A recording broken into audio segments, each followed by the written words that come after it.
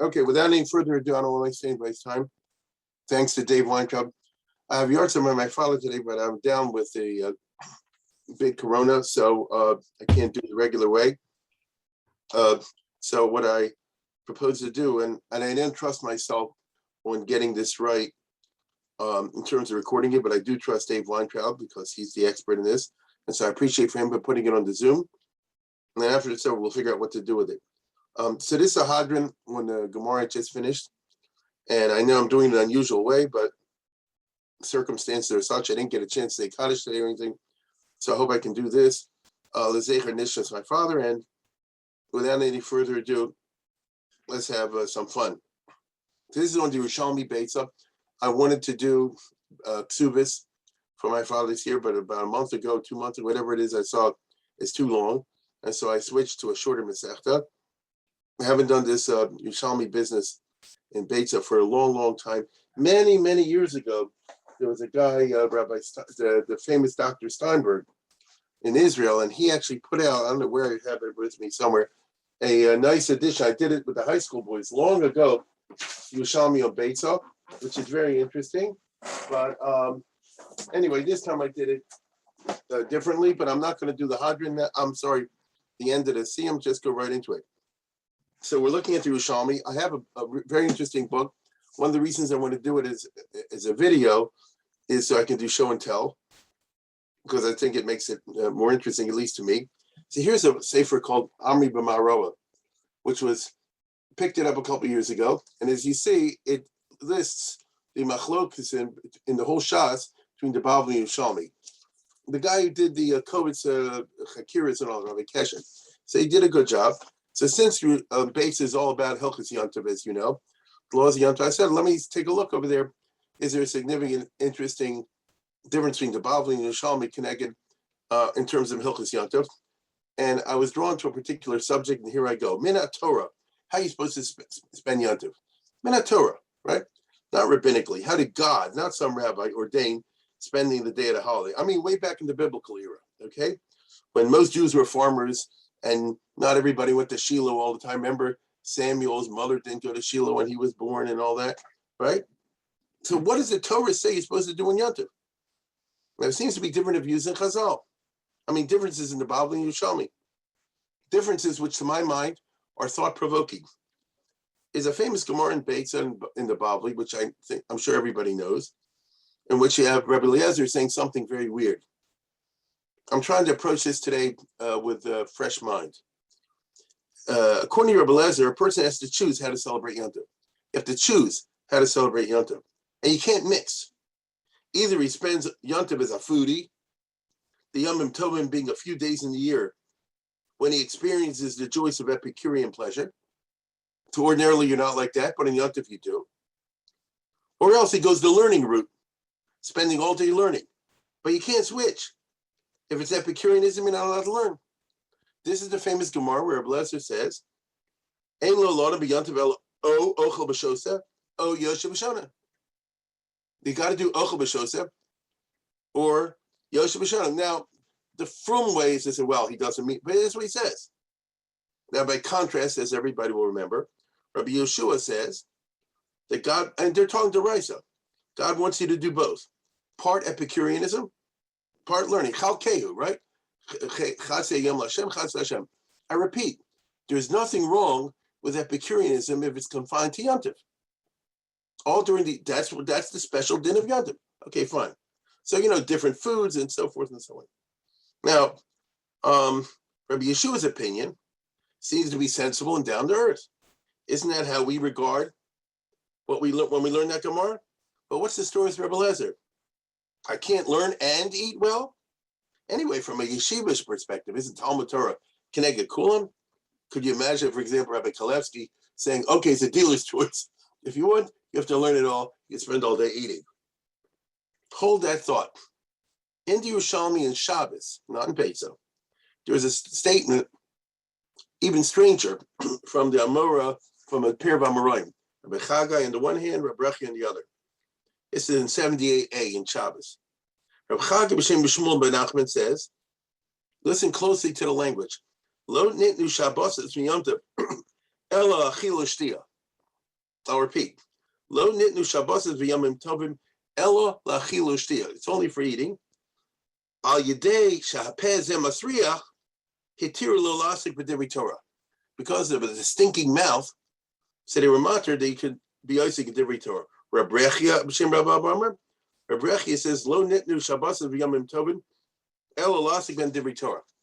So if you analyze these closely, it seems that these two Amoraim are like sub-schools of Rebbe Lezer, just without the dealer's choice. Rebbe Lezer says it's a dealer's choice.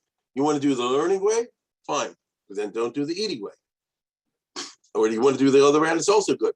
Here, it's you have to do the eating way, or you have to do the learning way. It's interesting that way. Okay? Now, how would you even translate the words? Idea, hapez masriach, because of the smelly, stinking mouth, the hitirulo, they're matter to be Isaac and Torah. How would you even translate those words? It seems to me that we have four schools of thought among the Chazal as far as Yontiv is concerned. Eat yes and learn no, or the other way around, it's dealer's choice. Learn yes and eat no. That's one way. Or learn yes and eat no. That's the Rebrechia that I just read in Yerushalmi. Or eat yes and learn yes. That's Rabbi Yeshua, split it. Or the B'chagai, really, you should just eat. But because of the smelly mouth, you should also learn as a sort of b'diavad.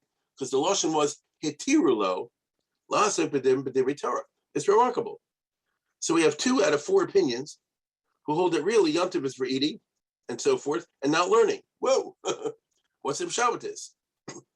Al pi Savara, I would venture, having historical twist, to say Rebbe Lezer is saying that Yontif, that's Midoraisa, is for the passionate experience of God, not for some non-passionate celebration. In other words, in general, if you think about it, there are 3 levels of mitzvah performance. A, B, C. Rote, duty, passion. Okay? A lot of people do mitzvahs, and I'm talking about Orthodox Jews, who do the stuff.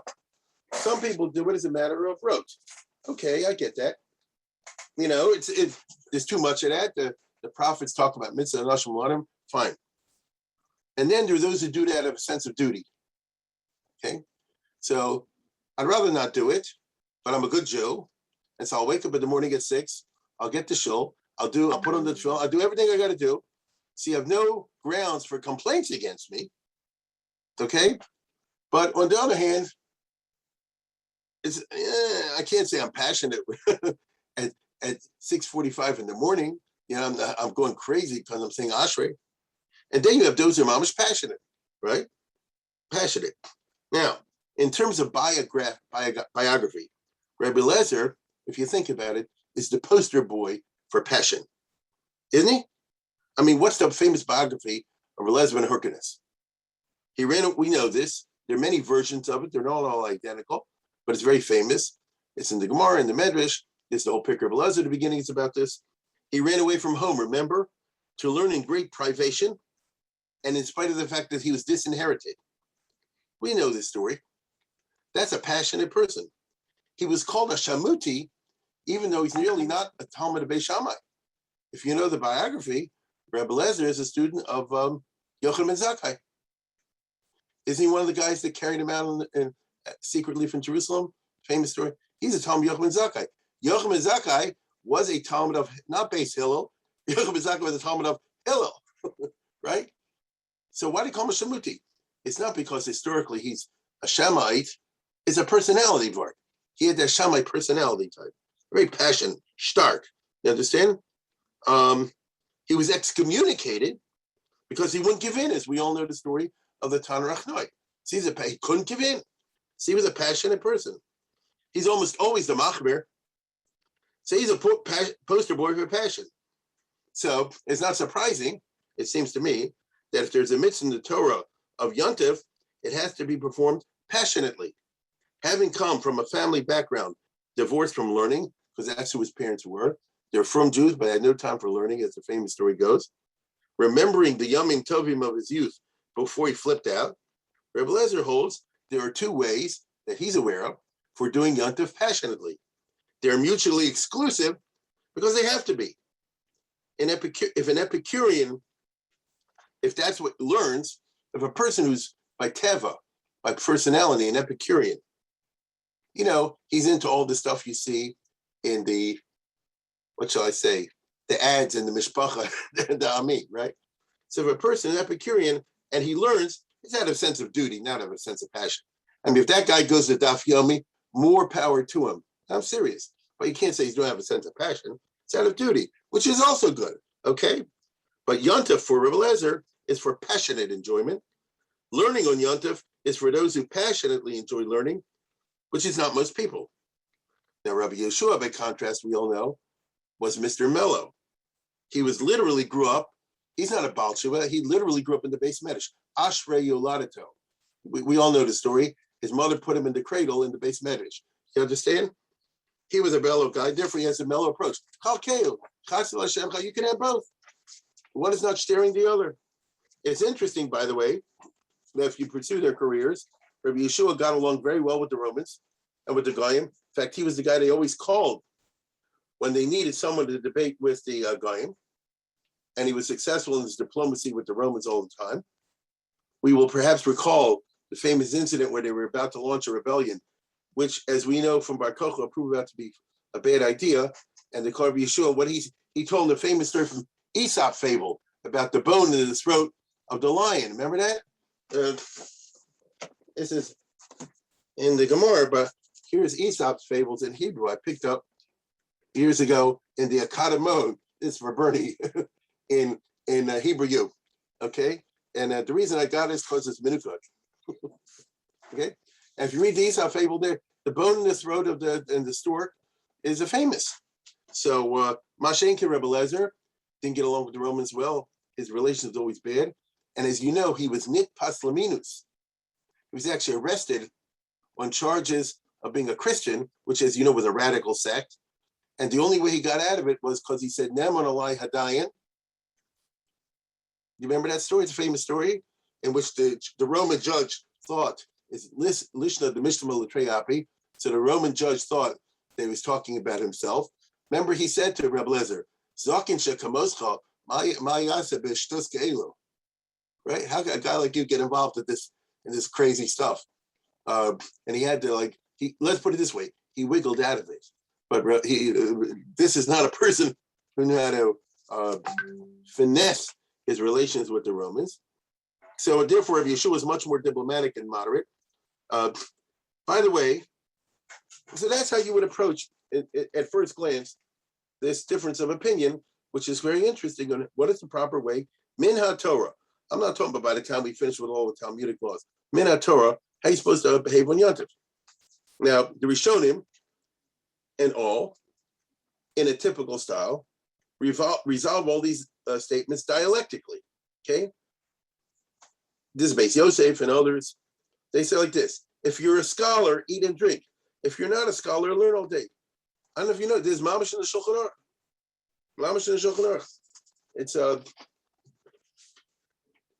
Reish Tzadi. It's one of the shorter chapters in Hilchos Shabbos, so everybody can read that.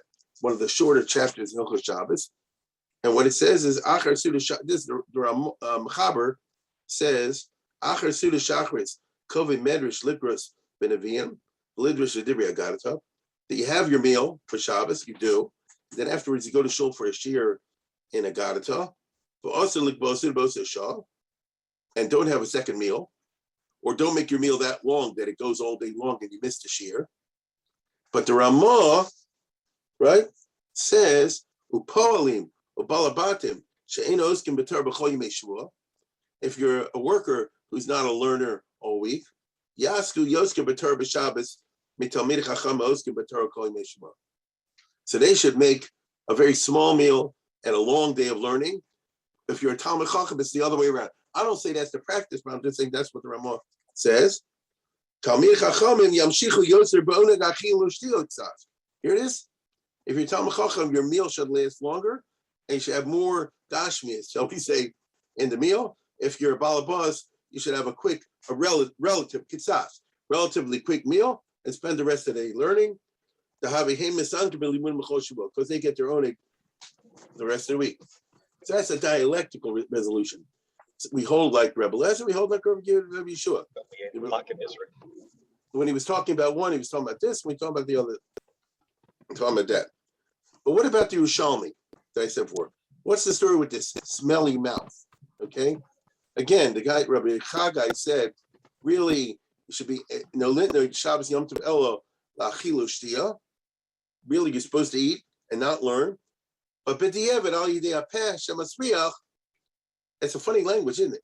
Now, by the way, the art scroll, not surprisingly, it's kind of Eli says, I don't have it in front of me, but I was just interested. I went to Shabbos, check out the art scroll of Shabbos. I can't go buy the whole set; it's too expensive. Right? Yes, it's too to get the art scroll. You show me said. When I worked in the art school, they sent me the Bible for free. I can't afford that kind of money. But I looked inside and they changed the gears up from not Masriach, but Tariach or something like that. And, it's then you don't have to deal with the whole question.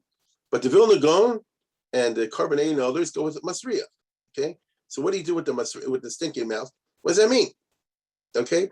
Now, the Carbonated, the famous teacher, Moshe Mendelssohn, always give it a very logical, and the Vilna Gaon agrees. He said like this, what do you mean smelly mouth? Either foul language, like in gossip or lashon hara, or overeating will lead to barfing, like the Romans used to do. He says, throw up in the meal. That'll be disgusting. Says to prevent that, they allowed you to learn. Isn't that weird? Listen to the language. Im lo yask, this is the Carbonata. Im lo yask b'davar acher kim b'achilu shtia yesh lochush shemadaber b'pi and lashon hara. And that's what the Gross said. That's what the Vilna Gaon says. So you say like this, really, you spend all day eating and drinking.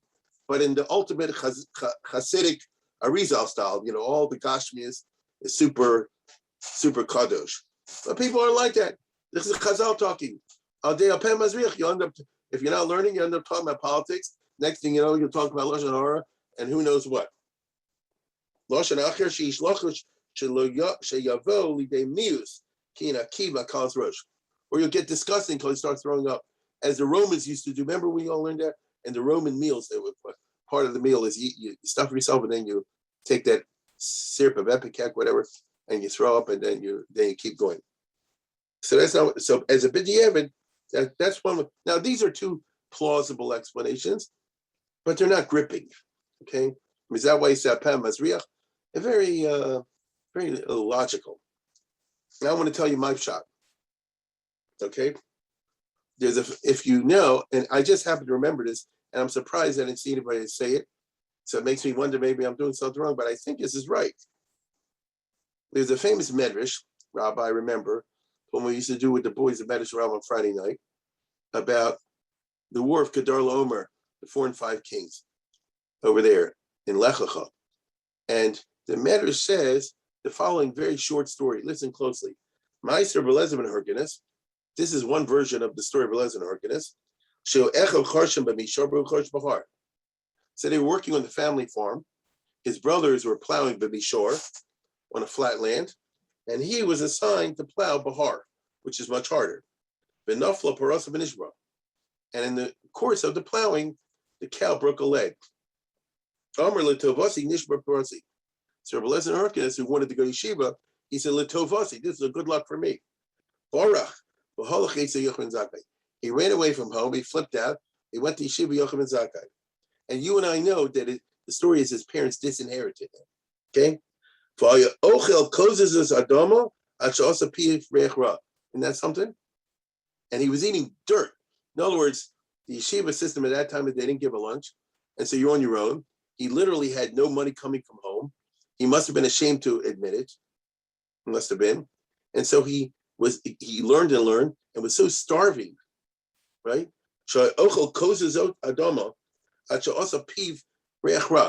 Until it was impossible to be around him because I'm eating the dirt. Now I want to tell you, I'll tell you later, my father did this in the war. So such things happen. When you have unbelievable starvation, which we should never know, of course, obviously, when you have unbelievable starvation, you do crazy things. And in this case, it was a base medrash. They couldn't stand it. And so they complained to Rosh Hashiva that his mouth smells. Okay? Reach Piv Shel Rabbi Eliezer Koshel on it. They said to Rosh Yeshiva Yochanan ben Zakkai, said, we can't stand being in here because it stinks so much, which it did, right? Which it did. So, but the Rosh Yeshiva Yochanan ben Zakkai said like this: Kishem shehibish reich picha al Torah, ken yech reich talmudcha, holach misof olam atzofa. The Yochanan ben Zakkai praised this meat in him because it was a passion for learning to the point of starvation. Okay, and he said, very nicely, nice story. The way your mouth smells now, the smell of your Torah will spread across the world. Now the people know you're there. Now, so Reb Chagai is saying, so in my opinion, and this was Rabbi Eliezer. Rabbi Eliezer is the one at the Mandomer in the Bavli, you see. So Reb Chagai is saying, Lo nitnu Shabbos as yomim tovim el achilu shtiya. Al yidei apeh mazeh masriach hitiru lo lasim divrei Torah. Which means, I would offer, really, Yontif is about eating and drinking. This was the original Yontif back in the desert. And by the way, it's gender neutral. It applies for women too. However, because there are some types for whom eating means nothing, like Rabbi Eliezer, who didn't mind eating foul dirt, who get no pleasure out of whatsoever out of eating, they just eat to live. You could give them good food, bad food, doesn't mean anything. So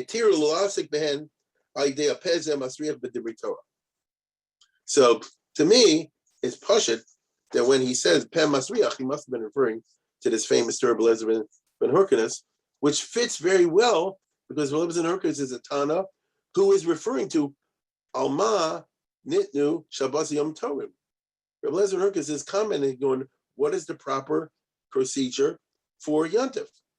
So like I say, I don't know where it is. I don't know why nobody says this. I can't be the only one who thought of this. In other words, just as there are people who get zero pleasure from learning, there's a lot of them, there are some people, fewer, who get zero pleasure from Epicureanism. In other words, it tastes good, but it doesn't give pleasure. That's very heavy, right? It tastes good, doesn't give pleasure. And Yontif is only for pleasure. Now, to be perfectly honest, this is a very heavy Epicurean word. The Epicureans, as a Greek philosophical school, were all about trying to analyze and understand philosophically what pleasure is. You understand? Not in a grub way, in a sophisticated way. And here you have a classic Epicurean word, which is what if a person says like this: I don't get any pleasure from the food.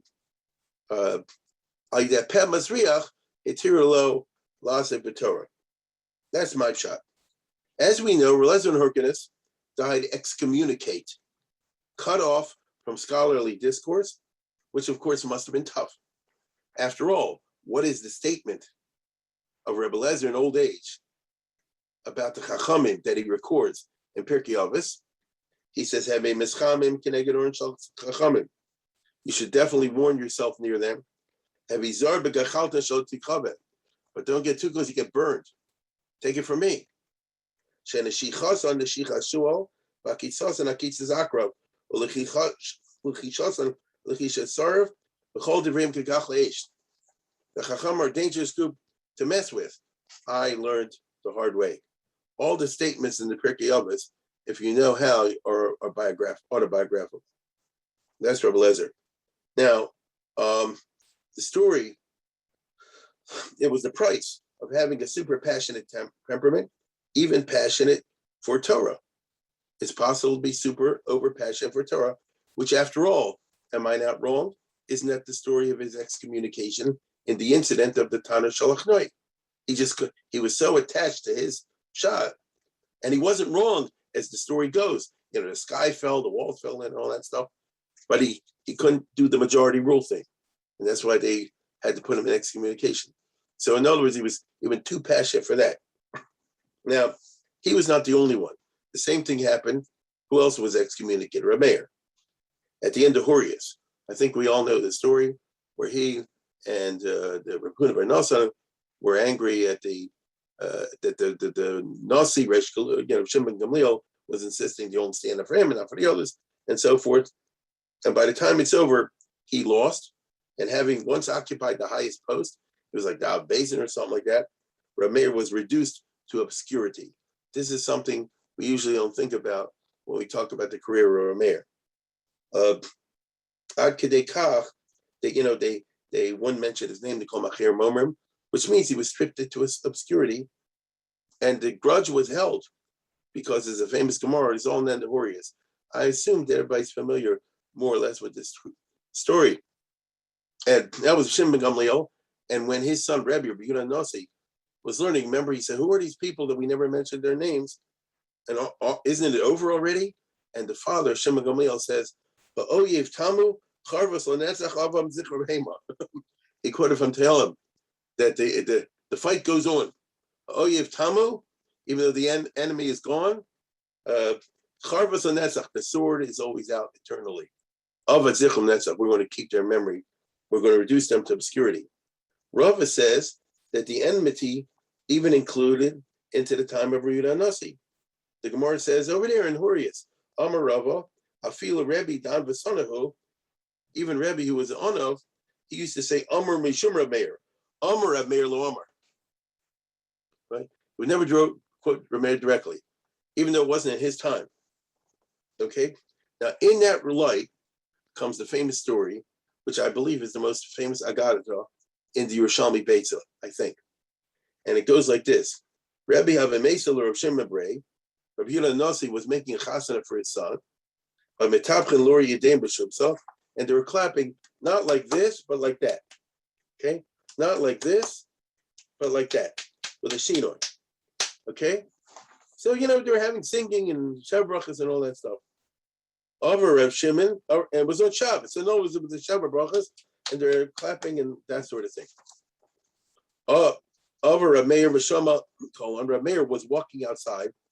The old, excommunicated, ostracized Rav Meir, in a different situation in life. This is many years later after he was excommunicated. This is Rabbi Yehuda Nasi, the son of Shimon Gamliel, making a chasana for his son. Okay? Omer Rabbi Seinu, what Shabbos?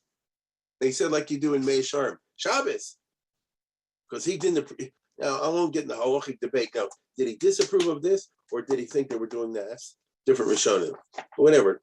He screamed, "Hutcha Shabbos!"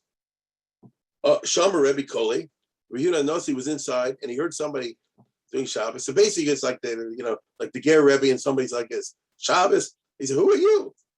Omer Mihu Zeh. Who has the chutzpah to try to lir dosena to dominate us in our house? Listen, who's telling me I'm from? Beast Amri, me who says the ball it's or maybe he said it that way. Shomer Rameir Koli, outside Rameir heard the booming voice of Yehuda Nasi saying, "Who's got the chutzpah to tell me off on Shabbos?"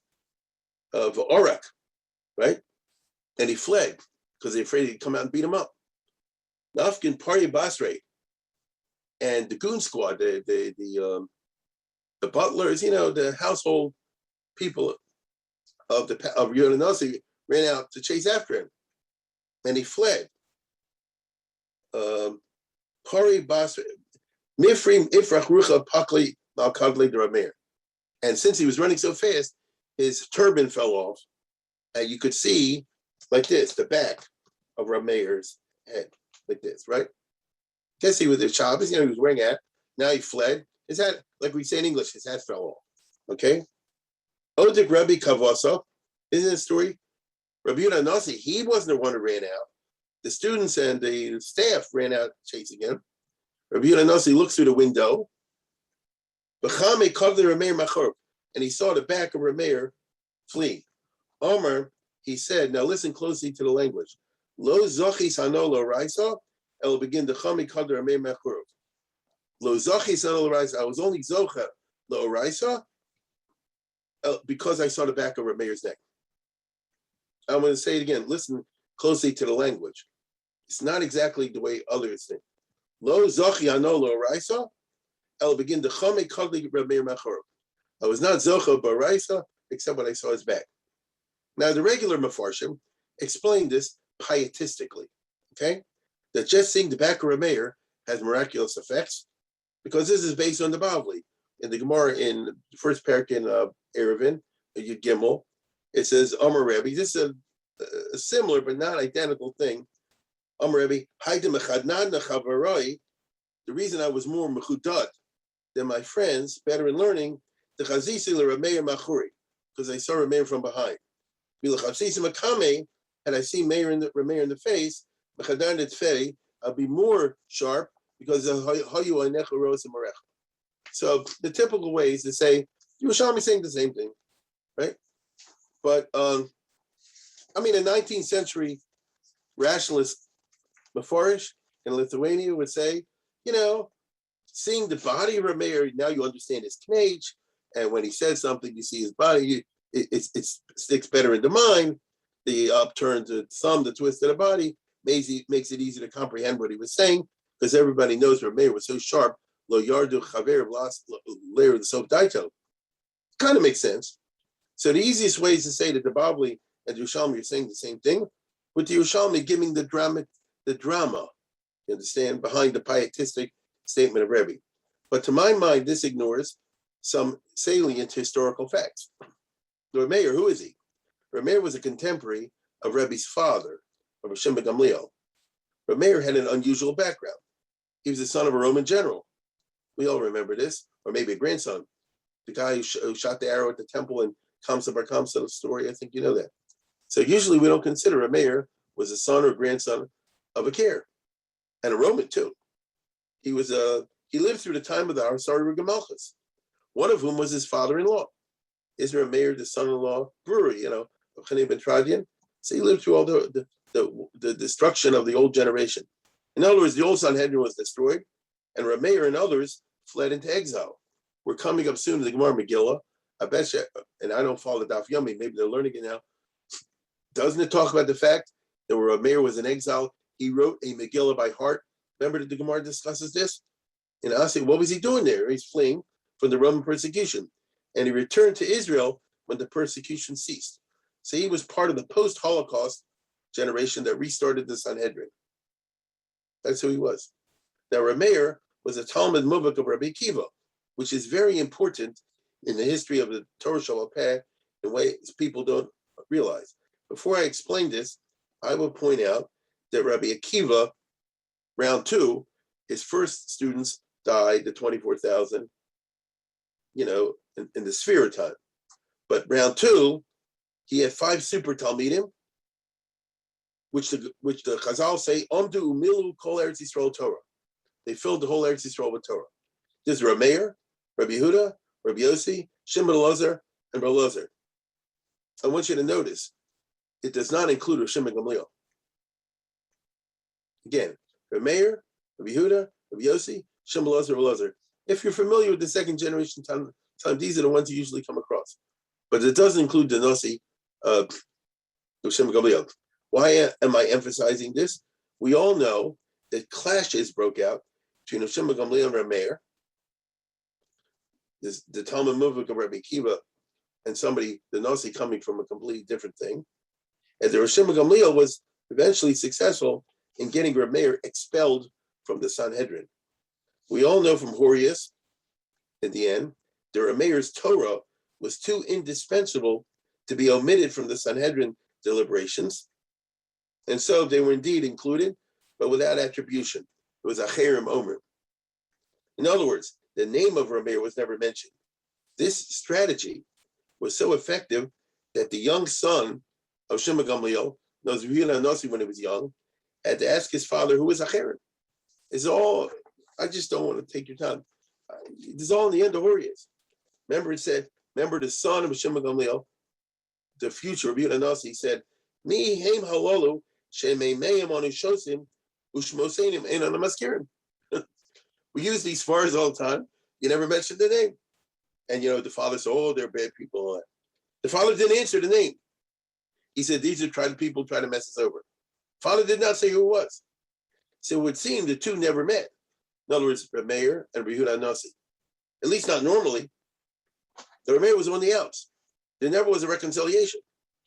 And yet, the Igeris of Shira Gon says that Rebbe was an intellectual follower of Rameir, or more accurately of Rameir's work, which is interesting.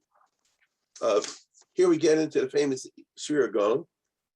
According to him, the Mishnah that you and I have today was not written by Rabbi, was not composed by Rabbi. Rather, the Mishnah was written or composed by Rameir. That is the meaning of Stam Mishnah Rameir, according to Shur Gon. This is written for all the other explanations. Incidentally, Rameir composed it based on the version of Rabbi Akiva. All this is Shur Gon. So in other words, the Mishnah you and I have is originally the Mishnah of Rabbi Akiva, reworked by Rameir, and then reworked a third and final time by Yehuda Nasi. Incidentally, Rameir composed it by, okay. In other words, there were various versions of the Mishnah, okay? But Rabbi did the final edit on Rameir's, and this version knocked out all the others, which is why all the others disappeared into oblivion. These words are actually in the Shur Gon. I have it in front of me. I just don't feel like reading everything at great length. I may read a small piece later. So the intellectual relationship of Rabbi and Rameir is huge, but the personal relationship was non-existent. So it seems they never met each other. I mean, look, according to this, he never saw him except in the old age when he ran away from the goon squad on Shabbos and he saw the back of his neck. I mean, if he knew him all the time, what do you mean I saw the back of Rameir? You understand? The relationship was not good. Otherwise, why would Rameir run away? It is a weird story, isn't it? Right? It is a weird story. If so, what's the meaning of this statement? Lo zachis ano lo raisa el begin dechamik kadle Rameir menachorov. Doesn't sound like a pietistic statement. If it was, why didn't Rabbi Yehuda Nasi treat Rameir better? In general, I want to suggest the following. Again, because of the history. Rabbi made this statement years later in retrospect, after he had issued his edition of the Mishnah. Indeed, we know Rabbi had a first version of the Mishnah and then replaced it with a second. There's something called the Mishnah Rishona and the Mishnah Achrona. The precise meaning of these terms has been debated by scholars in the 19th century, at great length.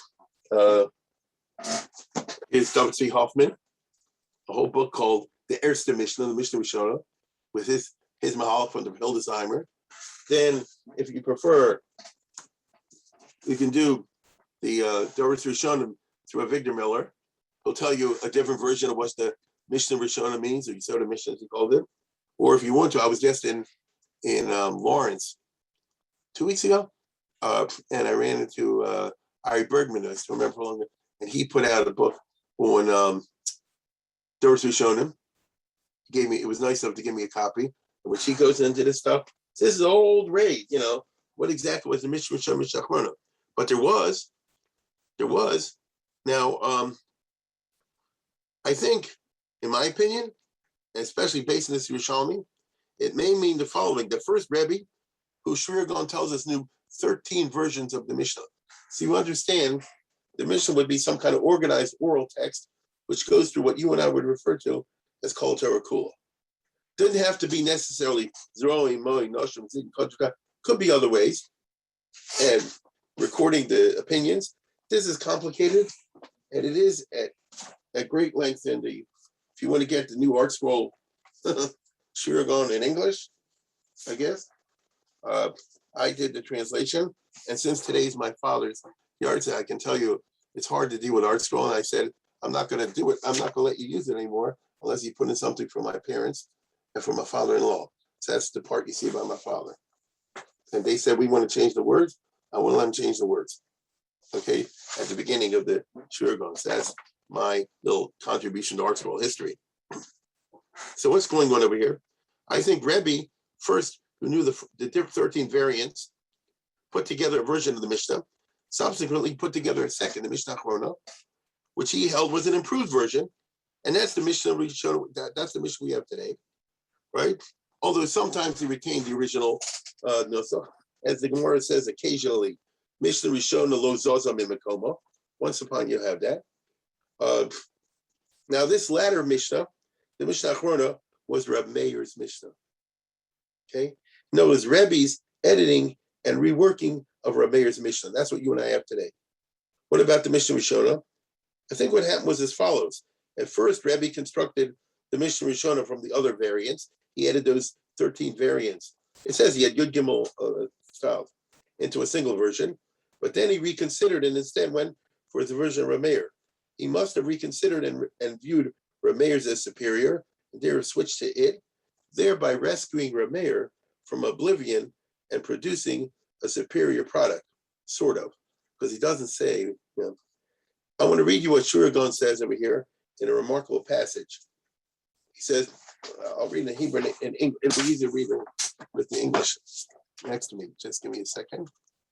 It's a very interesting part. Here we go. After talking about Rameir and so forth, V'nokit Rabbi behilchasa urchad Rameir.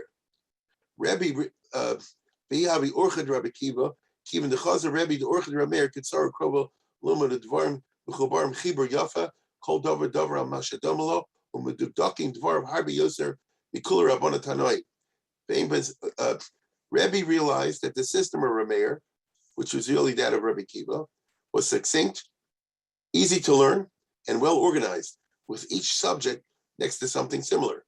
The text was much more precisely formulated than the text of the other Tanoim.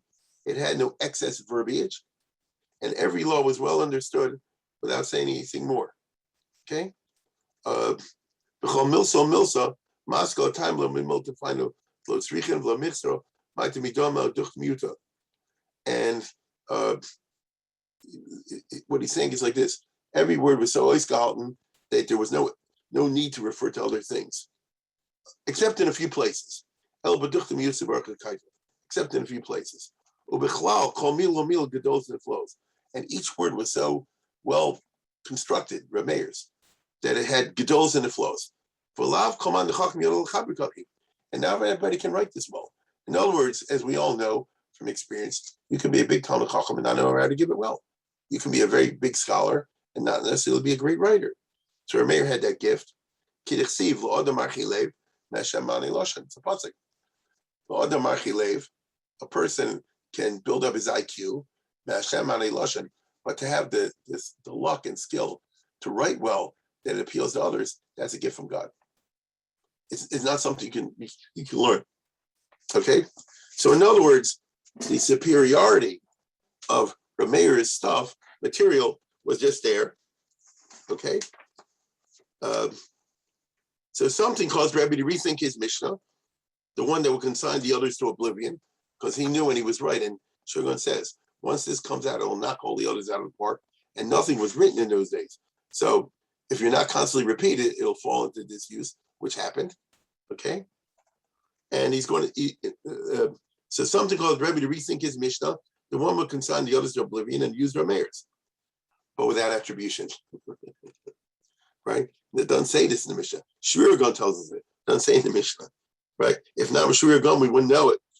What he says, that's the meaning of Stam Mishnah Rameir. There are other interpretations of that phrase, and that's what everybody would go with.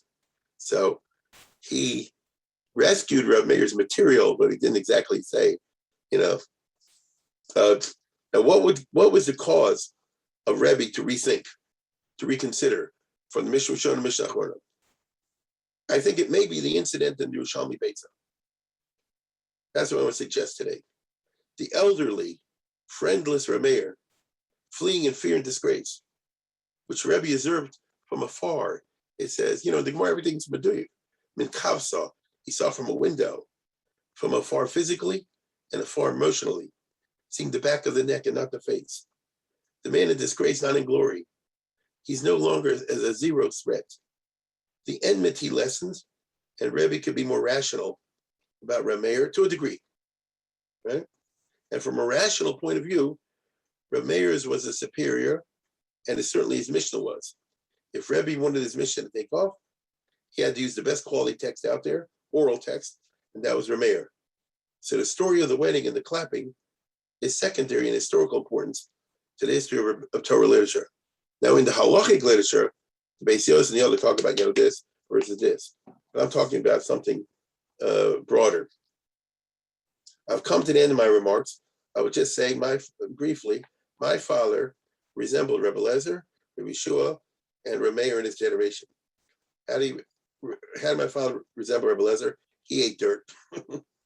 We had plenty of times in the Holocaust. We went mamash through Kozes Adoma. He told me that's why he was sick. I don't know how he survived. And when you're starving, you put anything in your mouth. And he heard from others.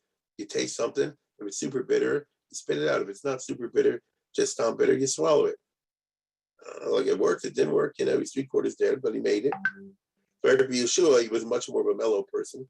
So therefore, my father was definitely chalkeo, chatzi lechem, chatzi lachem. That's just who he was by temperament. And like Reb Meir, my father lived through the Hasar Rugi Malchus in Lithuania, and he was part of the generation that spent the remaining years rebuilding and refilling the word with Torah. Not like Reb Meir, but certainly not without passion either. So with that, I conclude Yeh Zichro Baruch. I thank you for giving me your attention. And if anybody's interested in Baltimore and joining, I'll try to put a mincham in you together. I didn't have a chance to say Kaddish in a little while. I just didn't know how long this would last. And with that, I wish you all a good day.